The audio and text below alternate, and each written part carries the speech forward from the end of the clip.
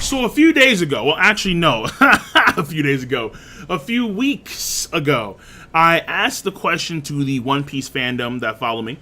And the question, ignore this weekend part of the statement, because when it comes to this weekend, you guys know how I roll. When I say this weekend, what I actually mean is 2 or 3 weekends from that weekend. It is what it is. Was Monkey D. Dragon previously a Marine soldier or a Cipher Pol agent? And as you can see, these are the poll results in front of you. 32% Marine, 42% Cipher Pol, and 26% say other.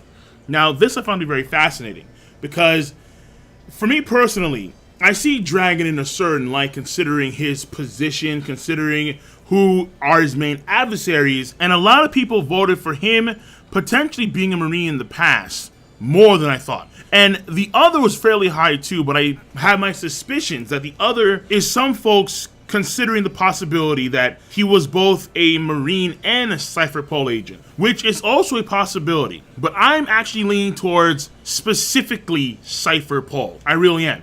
And then I asked the same question on my YouTube community page, where I had 4,000 votes.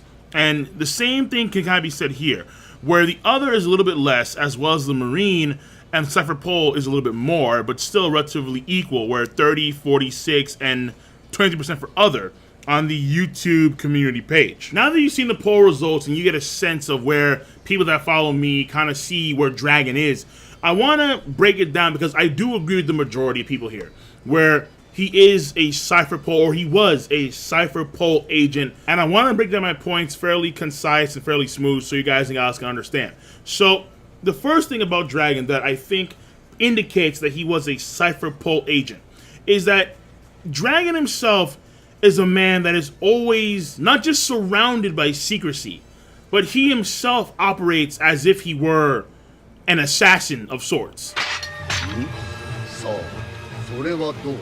Always with a cloak, always in the shadows, just lurking. And this type of mannerism seems to coincide with, let's say, CP9, for example, where part of their duty is assassination. Part of their duty is infiltration. This is very key when it comes to Lucci and Kaku, Caulifla as well, Bluno, where they operate not out in the open, but they operate in secrecy. There are no Marine groups, as far as we know. There are no Marine groups that act this way.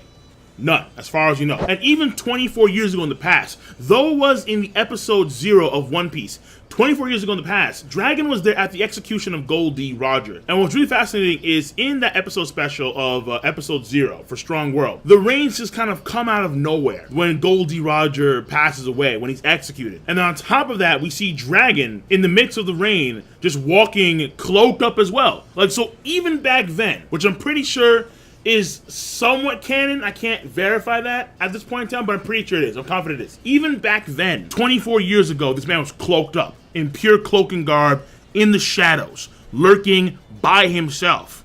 These are mannerisms that follow the Cipher Pol route rather than the Marine route. That's number one. Number two, the main enemy of the Revolutionary Army is Cipher Pol. It's not the Marines.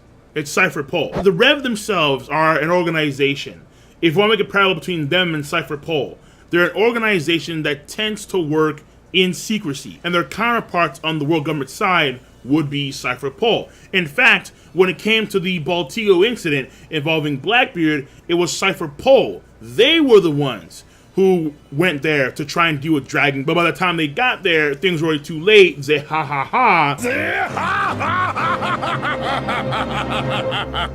Blackbeard and company have already done their thing. So it's not the Marines that actively seek out and try and engage with the Revolutionary Army, it's Cipher Pol. That's number two. Number three, this is more on the Marine side of things. I believe that there is some value in the possibility of Dragon being a Marine. Like, let's say when he was much, much younger, when he was first going through the system of the world government, he may have started off as a Marine, like initially, because it's not really indicated if you can start off as a Marine and then go into Cipher Pol, or if you hop into Cipher Pol immediately. And again, this is according to episode 0 of Strong World. We did see the Cipher Pol 9 cats, Rob Lucci, Jabra, Fukudo, the guy with the zipper mouth, and so on and so forth. They were training in like a secluded area for their Rokishi style. And even at a very, very young age, Rob Bellucci, well, he was in Cipher Pol. Now, granted, there does tend to be sometimes some overlap, like for example in NAS Lobby, where we had both Marine and Cipher Pol agents being in the same area, but again, that was an entire island that was dedicated to judging those that were going to be sent to Impel Down and so on and so forth. So, of course, it would require some Marine presence, but it's not indicated yet if you can just hop in a Cipher Pol, or if you have to be a Marine first and then go into a Cipher Pol after training and after showcasing certain qualities and so on and so forth. But during the Marineford War, when Sengoku spoke about Luffy being the son of the Revolutionary Dragon, people freaked out like, whoa, wait, what, Nani? This kid is Dragon's kid? Whoa, people were shocked, they didn't know, they weren't aware. However, there seems to be one other person prior to that, aside from Sengoku, and of course Garp. There seemed to be one other person that knew that Luffy was the son of Dragon, and that was Akainu. There is an oddity in the way Akainu saw Luffy in the same respects to seeing Ace. The way he hunted down Luffy was in almost equal fervor, in almost equal tenacity to hunting down Ace. He saw Luffy being just as dangerous as Ace when it came to their potential. But one is the son of Gold D. Roger, the king of the pirates. The other one is the son of Monkey D. Dragon, a revolutionary, someone that works in the shadows, cloak and dagger. Now, this could mean that in the past, maybe Dragon was a Marine of sorts, and Akainu and Dragon have some type of connection that we're not yet aware of, which I think actually is a possibility. Or it could be the flip side, where Akainu kind of started off in Cipher Pol, and then alongside with Dragon, and then left Cipher Pol to be a Marine because of X, Y, and Z reason. However, we don't see him utilize any sort of Rokishi skills, so maybe the higher-ups thought that Akainu had the skill, had the ability, had the demeanor to be a Cipher Pol agent, but then they were mistaken, or something of that sort. Again, the details of that, not too sure, but it is very fascinating nonetheless to talk about it and think about it. But that more so, I think, is a sign of Akainu's past and what was going on there, rather than Dragon. That's what I honestly believe. So it's still on the Marine side of things, but when folks say that, let's say Monkey D. Dragon was a former admiral, no. And the next thing points to that too. The Kings, 8 years ago, during the Reverie, where you have Cobra, where he scolded Wapol because Wapol was doing some stupid stuff. One of the guys there mentions Monkey D. Dragon, how Monkey D. Dragon is currently a man with a very dense ideology, and one day for sure, Dragon would be a very big threat to the world government.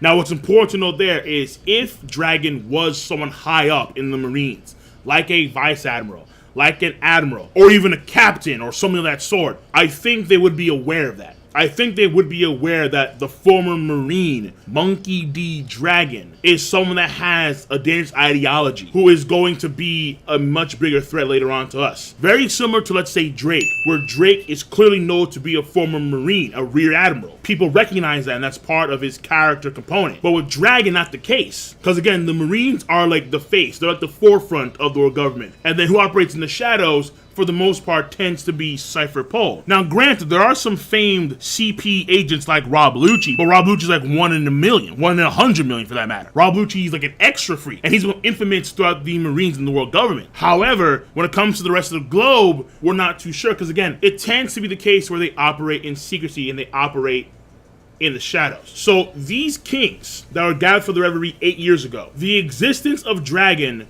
was a threat to them, clearly, obviously, but also somewhat foreign to them, because they did not recognize Dragon in the same way that people recognize Drake today, where Drake, former Marine, Dragon, not the case at all. Now, number 5 is Dragon's own ambitions and goals, because Dragon, when you look at what he wants to take down the world government system itself, but mainly he is targeting the Tenryubito, the world nobles specifically, and their system. Not the Marines, not the admirals or the fleet admirals, not even Cipher Pol for that matter. It's the world government nobles. Those are the guys that he has on his chopping block. Those are the guys that he wants to take down. Cipher Pol just tends to be in the way because Cipher Pol, they what?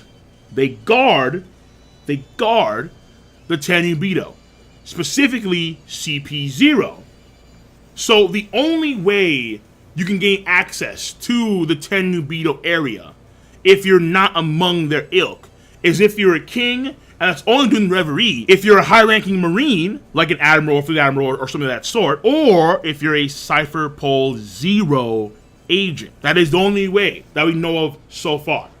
Of course, there could be others, but these are the most prominent ways I can think of right now. High-end Marine, King or Queen, Noble, only for the Reverie, and of course, CP0. Now, knowing that Dragon was not a noble of any sort, and the probability of him being a fleet admiral or an admiral, I think is very low, because again, these kings 8 years ago, they recognized the threat of Dragon, but Dragon was still foreign. Like, he wasn't someone that was familiar, and if he was a Marine, he would be. And again, he's not like Drake in that sense. Then the only other option is CP0. I think Dragon was CP0, like deep CP0. And I think that he actually went up the ranks of Cipher Pol. He trained in the Rokishi styles. And I think he himself actually modified the Rokishi style in some way and created the Ryusoken, what we see Sabo use. And shoutouts to Mugiwara and Matt B for this, because I never thought about it, but it makes sense. When you think about the Ryusoken, it's a martial arts Kenpo style that Sabo knows. And the Ryu is Dragon, and you have Monkey D. Dragon, the leader of the Rev. So Sabo learned things from Dragon clearly, obviously. And what's also important to know here is that when you look at the Ryusoken, I thought about it for a while. The Ryusoken is kind of like 5 constant Shigans, because Shigan is the only Rokishi technique that allows a user to heighten the strength of their fingers in such a way. Like, think back to Rob Lucci when he was posing as a Galilea foreman. When we see Paulie throw him to the ground, he grabs the ground and he's like grabbing it, so you can see that they have very strong fingers. Sabo has extraordinarily powerful fingers. When it comes to training for that, Shigen. That is clear Shigen. So the Ryusoken, think of it as 5 Shigans in constant usage, specifically for your fingers. That could be ultimately the Ryusoken. I think Dragon knows Rokishi styles. I'm pretty sure he does, which is insane.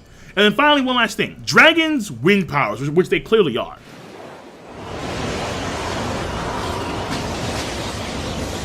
Whatever that wind originates from, whether it's a Zoan, whether it's a Paramecia, Logia, I lean towards Logia, but his powers are tailor-made for stealth and ambush and that kind of stuff, because if you always use the wind to fly around, you can move in virtual perpetual silence, because all you hear is the wind essentially, but no footsteps or no breathing, none of that stuff, because the wind will always be blowing. Like, his powers are also tailor-made for stealth in a sense too.